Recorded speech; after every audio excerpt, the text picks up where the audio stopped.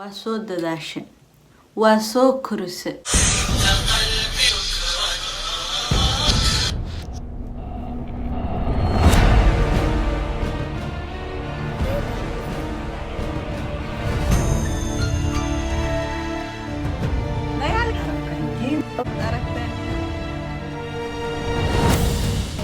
kusii furayna fooda la inuu jiro la qalqaale maya u ooyi karaan adna waad xanaaq we come from a third world country. Assalaamu calaykum waraxmatullaahi wabarakaatu kusoo dhawaada channelkeena kobcinta garaadka caruurta maanta videogii hore ka duwana noo haya waxaan rabaa maanta inaan raali geliyo raali noqodaha hooyooyinka iyo aabayaasha caruurteeda ka boodboodeen oo qurbaha sii joogo oo waxaan ka wadaa kuwa caruurtooda jeelasha laga geliyo ama daraag muqaadaraad af Soomaali muqaadaraad ka barteen baa rabaa maanta inaan raali geliyo waayo waalidiinaan nahnay waalidiin waaye sida anag u xanuunsanayaan cunugoodii ay ku soo tacabeeleen ooy hami sare u qabeen ay rabeen maanta waa inay ku nastaan rabeen oo maskaxdooda meel sare maraysay baa hal mar intuu kala fireeyay dhulka ku jiida adduunka wax ka xanuun badan ma laha qof kasta ha ku xanuujiyo laakiin cunugaada waalid ah u tahay siiba hooyo oo kaa halaabay ama kaa boodbooday qof wala af Soomaali nooc u yaqaana ama saa ka rabin aan ka weysay soo ku xanuujiyo wax ku xanuuji kara adduunka yaala mala xanuun kasta kaasa ka sii xanuun badan marka waxa ka sii daran adigoo dhibkaas ku haysto baa maamo ama waalid kale oo laakiin caruurtooda u yaryaryihiin ama ilaahay dhibaatas ugu wareejiyo baa midida kugu taagnaad kugu gilgilaayo marka waxaa la dhahay midda qof kugu dhuftay iyo qof kugu gilgilaya ayaa xanuun badan gilgilkaas ayaa xanuun badan kan kugu dhuftay hal meel ay taaganta laakiin gilgilid waa baa dhahay maamaas cunugeeda xaggaas baa laga dhaxay waxayna quqdad waalidkii gurigooda ku dhaxaysato barkintooda ku ooyaan ilaa ruux u sheegi karaa ma laha maal kasta loo marina waxaan ku dhihi rabaa waalidkaas haddaad tahay ka raali noqo naga raali noqo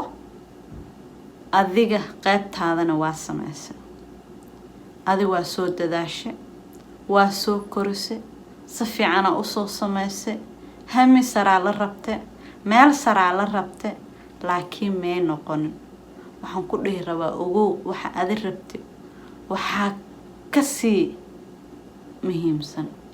wuxuu ilaahay u qoray qoritaana socdo adi laakiin ducaa leedahay u duceey salaad u tuko salaad ilaahay subxaanahu wa tacaala inta u tukutid gacmaha kor u saa u taag ilaahay weydiiso inuu cururtaada guriga kugu soo celiyo annagana mooho waxaan u baahannahay waalid saas inaan garab istaagno oo mar daba la maqlin hooyo ama aabo oo waalidkooda oo caruurtooda raali noqdo caruurtooda jeelka la geliyo oo dhahaya jaamacada ay jiraan sababtoo ah biri aan lagu caayi doona waa wax aad loogu xumaado laakiin dhaqan baa ka dhigana wax diinta islaamkana ka turjumaya ma aha waa inaan isgarab qabanaa dhul qurba waalidiintan ka hadlayana waa waalidiinta qurbaha joog dhul qurbaha joognaa waa inaan is caawinaa waa inaan isku haddaa wax kale isku tiri weyd isku taraweyna waa inaan niyad isku dhisnaa oo waalidkaas la dhaha adiga qaladka male taada waa samee ko og laakiin waxay u baahan yihiin walaalkeed ama walaasheed ama walaalkeed inay ka maqasho ama ka maqlaan u baahan yihiin marka waxaa soo haray hooyooyin badan baa ila soo xiriiray dhahayo waalidka aabbihi wuxuu leeyahay cunugan wuu halaabee ama cunugtan way boodbooday way halaawada iga bixi lama joogo meeshii carruurta marka guri laga saaro oo hooyo eedi adeer iyo abti intay aadaan haddana lasoo celin jiray lama joogo banaanka cunugaas hadduu kaaga baxaa inaad soo xareysata ma waa iska ceyrinin waayo banaanka waxaa jooga bahalladii laqi lahaa marka bahallada carruurta iska siinina intii xarooto jeelka la geli waa gooni laakiin inta hadda boodbood wado soo xareysto soo dhaweysto